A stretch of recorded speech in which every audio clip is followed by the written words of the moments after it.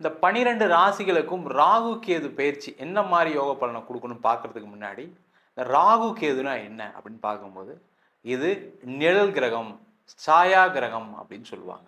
இந்த நிழல் கிரகம்னா என்ன அப்படின்னா மற்ற கிரகங்கள், அதாவது சூரியன், சந்திரன், செவ்வாய், புதன், குரு, சுக்கிரன், சனி, இவங்கெல்லாம் வலசுழியாக ஆன்டி கிளாக் வைஸாக ஒவ்வொரு ராசியும் நகர்வாங்க.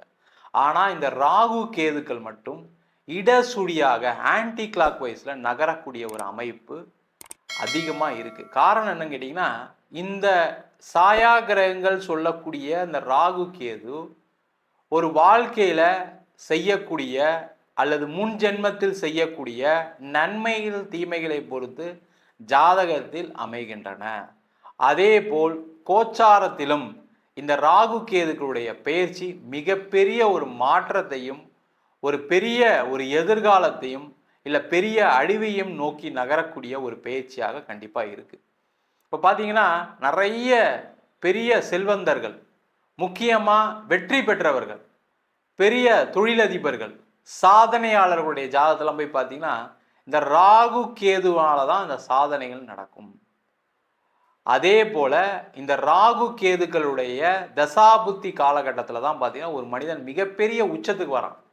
அது பார்த்தீங்கன்னா நிறைய நஷ்டங்கள் பட்டு பெரிய ஆளாகிறதுக்கான வாய்ப்புகளும் உண்டு. இல்லை எந்த கஷ்டமே படாமல் ஒரு உச்சத்தை அடையக்கூடிய ஒரு வாய்ப்பையும் இந்த ராகு கேதுக்களே கொடுக்கின்றன. அதனால் 12 ராசிகளுக்கும் இந்த ராகு கேது என்ன மாதிரி யோக பலனை கொடுக்குது அப்படின்றதான் பார்க்க போகிறோம். கடக ராசி அன்பர்களுக்கு ராகு கேது பயிற்சி பலனை பற்றி இந்த வீடியோ டீட்டெயிலாக பார்க்க போகிறோம். கடக ராசி அன்பர்கள் அப்படின்னு சொன்னாவே வரக்கூடிய நட்சத்திரங்கள் புனர்பூசம், பூசம், ஆயில்ய நட்சத்திர அன்பர்கள். இந்த கடக ராசி அன்பர்களுக்கு வருகின்ற மே மாதம் 18ஆம் தேதி திருக்கணித பஞ்சாங்கப்படி உங்கள் ராசிக்கு 2ஆம் இடத்தில் கேதுவும் 8ஆம் இடத்தில் ராகுவும் பயிற்சியாக போகிறார். இதில் பார்த்தீங்கன்னா நிறைய பாசிட்டிவ்ஸ் இருக்குது, சில நெகட்டிவ்ஸ் இருக்குது. என்னென்னது டீட்டெயிலாக பார்ப்போம். இந்த கடக ராசி அப்படின்னு சொன்னாவே அந்த அஷ்டம சனியில் ஒரு கடன், ஒரு நோய், இல்லை பிரிவினை, இல்லை ஒரு பெரிய அவமானம், இல்லை ஒரு ஏமாற்றம், இந்த 5 இல்லாத கடகராசி என்பவர்கள் யாருமே கிடையாது. இது இருக்கு அப்படின்னா நீங்க எல்லாம் மெசேஜ் பண்ணலாம், கமெண்ட் பண்ணுங்க. இல்லைனாலும் கமெண்ட் பண்ணுங்க, தப்பு ஒன்றும் கிடையாது. ஏன்னா அந்த அளவுக்கு பாதிப்பு கடந்த 2.5 வருஷத்துல நிறைய பேருக்கு நடந்திருக்கு. நிறைய ஜாதகங்கள் பார்த்துருக்கோம். அதனால பார்த்தீங்கன்னா நிறைய பேர் வருத்தத்தில் இருக்கீங்க. நம்பிக்கை துரோகம் பார்த்தீங்கன்னா உங்கள் கூடயே இருந்திருப்பாங்க, நம்பிக்கை துரோகத்தை ஏற்படுத்தியிருப்பாங்க. அது உங்கள் கணவராக இருக்கலாம், உங்கள் மனைவியாக இருக்கலாம், உங்கள் பார்ட்னராக இருக்கலாம், உங்கள் கூட பிறந்தவங்களாக கூட இருக்கலாம். அதனால் பெரிய மனவலி. இவங்க இப்படி பண்ணிட்டாங்களே, நான் கொஞ்சம் கூட எதிர்பார்க்கல. காசு பணம்லாம் போனால் பிரச்சனை இல்லை சார், ஆனால் கூட இருந்தே நம்மளை முதுகில் குத்திட்டாங்கன்னு சொல்லக்கூடிய ஒரு நிலையில் இருந்திருப்போம். அவங்களுக்கு எல்லாருக்குமே அதிலிருந்து ஒரு விமோச்சனத்தை கொடுக்கக்கூடிய பயிற்சியாக இருக்க போகுது. இந்த 8ஆம் இடத்துல ராகு வரும்போது கேட்டீங்கன்னா திடீர் அதிர்ஷ்டங்கள், திடீர் யோகங்கள் வரும். ஆனா அந்த திடீர் அதிர்ஷ்டம், திடீர் யோகத்தையே நம்பி வாழ்க்கையை வாழாதீங்க. அவன் முக்கியம் அதான். சார் அதெல்லாம் தெரிஞ்சு போச்சு சார், எனக்குலாம் அதிர்ஷ்டம் கிடையாதுன்னு. அஷ்டம சனியில் நாங்கள் பட்ட பாடு எனக்கு தான் தெரியும். ஒழுங்கா வேலை செஞ்சதுக்கே சம்பளம் கொடுக்கல சார், ஒழுங்கா வேலை செஞ்சதுக்கே எனக்கு ப்ரமோஷன் வரல சார், பிஸ்னஸ் உளுந்து விழுந்து பண்ணேன், பணம்லாம் அவுட்ஸ்டாண்டிங் வெளில இருக்கு, நிறைய பேர் பணம் கொடுக்காம ஓடி போயிட்டான், நான் கடன் கொடுத்துட்டு இருக்கேன், இப்போ எல்லாருக்கும் வட்டி கொடுத்துட்டு இருக்கேன், நான் நேர்மையாக இருக்கும்னு நினைக்கிறேன். ஆனால் நான் கொடுத்தவங்களாம் யாருமே ஒரு வார்த்தை கூட ஃபோன் பண்ணி நாளைக்கு தரேன் நாளைக்கு தரேன்னு சொல்ல மாட்டேன். நான் தான் ஃபாலோ பண்ணிக்கிட்டே இருக்கேன், எல்லாம் ஃபோன் எடுக்க மாட்டேறாங்க, நான் ஃபோன் எடுத்து பதில் சொல்லிக்கிட்டு இருக்கேன்னு சொல்லக்கூடிய நிலையில் இருக்கக்கூடியவர்களுக்கு அந்த வரவேண்டிய பணம் எல்லாமே கண்டிப்பாக வரும். நிறைய வாய்ப்புகள் திடீர் அதிர்ஷ்டங்கள் மூலம் வரும். அதை பயன்படுத்துங்க. அதை பயன்படுத்தும் போது என்ன ஆகும்னா உங்களுடைய பொருளாதார நிலை ஒரு சமநிலைக்கு வரும். அந்த சமநிலைக்கு வரும்போது தேவையில்லாத திருப்பி கடன் வாங்கக்கூடாது. ஏன்னா 2.5 வருஷம் நஷ்டம் சார், அதை எப்படியா சரி கட்டணும், அந்த வேலையை மட்டும் செய்யக்கூடாது. இந்த ராகு என்ன பண்ணுவார்னா ஒரு பெரிய அதிர்ஷ்டத்தை கொடுத்து திருப்பியும் அந்த அதிர்ஷ்டத்தை திருப்பி வாங்கிக்குவார். அதுதான் ராகு பகவானுடைய வேலையை. நீங்க கரெக்டா பயன்படுத்திட்டீங்க அப்படின்னா அந்த பிரச்சனை வராது. இல்லை நல்ல வந்துட்டு இருக்கு, திருப்பி நிறைய வரும், எப்படியாவது நம்ம கடனை அடைச்சிடணும், எப்படியாவது நம்ம லாபத்தை சம்பாதிச்சுன்னு நினைக்கிறது இயல்பு.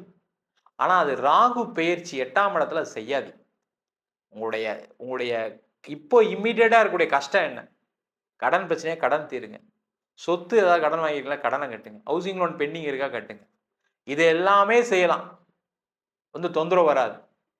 இல்ல நான் புதுசா கம்பெனி ஆரம்பிக்கிறேன். புதுசா ப்ராடக்ட் ஏதாவது பண்றேன். புதுசா பிசினஸ் பண்ண போறேன். புதுசா நான் வேலையிலேருந்து பிசினஸ் பண்ண போறேன். பிசினஸ்லேருந்து வேலைக்கு போறேன்னீங்கன்னா, கண்டிப்பா பிரச்சனை வரும். சார் வேலை மாற்றம் ட்ரை பண்ணிட்டு இருக்கேன் சார் கிடைக்குமானா, கண்டிப்பா கிடைக்கும். உறுதியா நடக்கும்.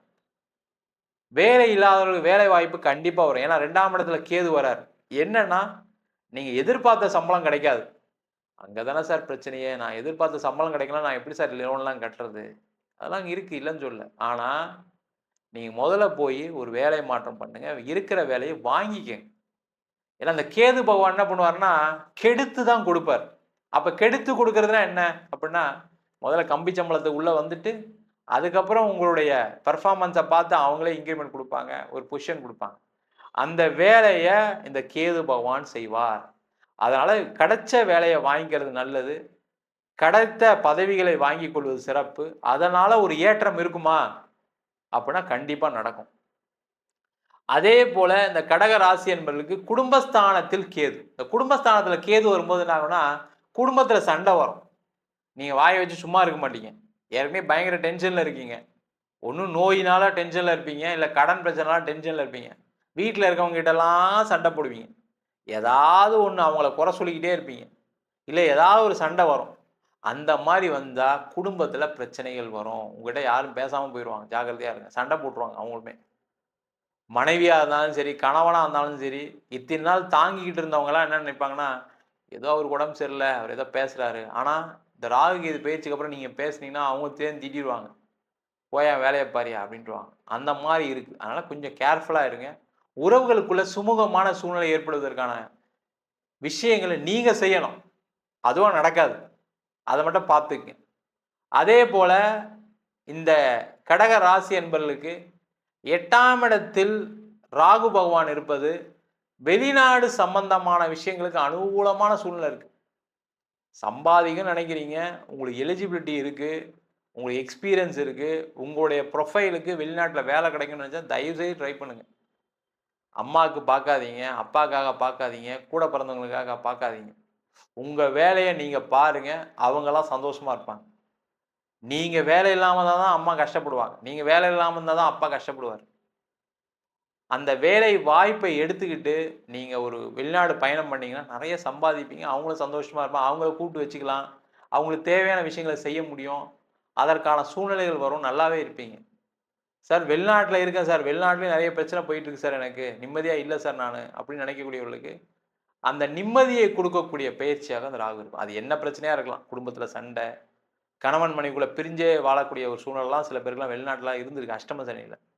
கருத்து வேறுபாடுனால ஏதாவது பிரிஞ்சிருப்பீங்க. ஏதாவது ஒரு வார்த்தை நீங்க பேசியிருப்பீங்க. அதெல்லாம் பெரிய சண்டை வந்திருக்கும்.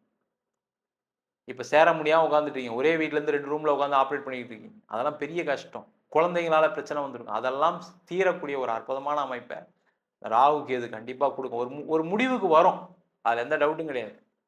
திருமணம் சார்ந்த விஷயங்கள மட்டும் கொஞ்சம் கேர்ஃபுல்லா இருங்க. திருமணம் நடக்கும். ஏன்னா 2ஆம் இடத்துல கேது வரும்போது, குடும்பஸ்தானத்துல கேது வரும்போது திருமணம் நடக்கும்.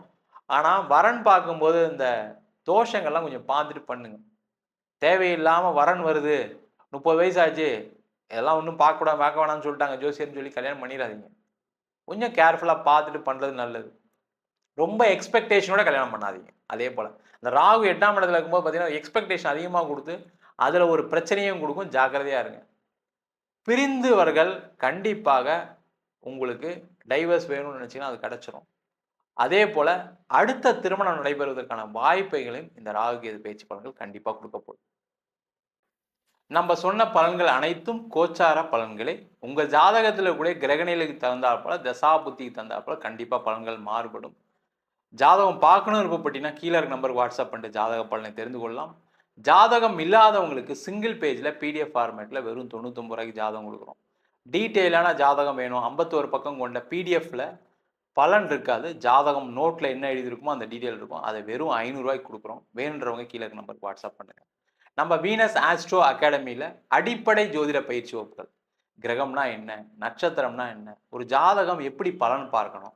எந்தெந்த காலகட்டத்தில் எந்தெந்த செயல்கள் நடக்கும், எந்தெந்த விதிகள் வேலை செய்யுது, அதே போல் திருமண பொருத்தத்தை எப்படி டீட்டெயிலாக பார்க்கறது, முகூர்த்தம் எப்படி நிர்ணயம் பண்ணுறது, வாஸ்து எப்படி பார்க்கறது, நியூமராலஜி படி எப்படி பெயர் வைத்து கொடுப்பது, அதே மாதிரி பிரசன்ன ஜோதிட முறைகளில் தாம்பூல பிரசன்னம், சோழி பிரசன்னம், ஜாமக்கோல் பிரசன்னம், தேவ பிரசன்னம், அஷ்டமங்கல பிரசனம் போன்ற பல பிரசன வகுப்புகள் எடுத்துட்டு இருக்கோம். ஆண் பெண் இருபாலரும் படிக்கலாம். வயது வரம்பு கிடையாது. குறைந்த கட்டணத்தில் வகுப்பு நடத்திட்டு இருக்கோம்.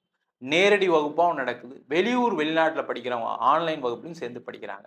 படிக்கணும் விருப்பப்படுறவங்க கீழே இருக்க நம்பருக்கு வாட்ஸ்அப் பண்ணிட்டு பயிற்சிக்கான விவரங்களை தெரிந்து கொள்ளலாம். உங்களிடம் இருந்து விடைபெறுவது வீனஸ் பாலாஜி. சர்வஜனா சுகினோ பவந்து.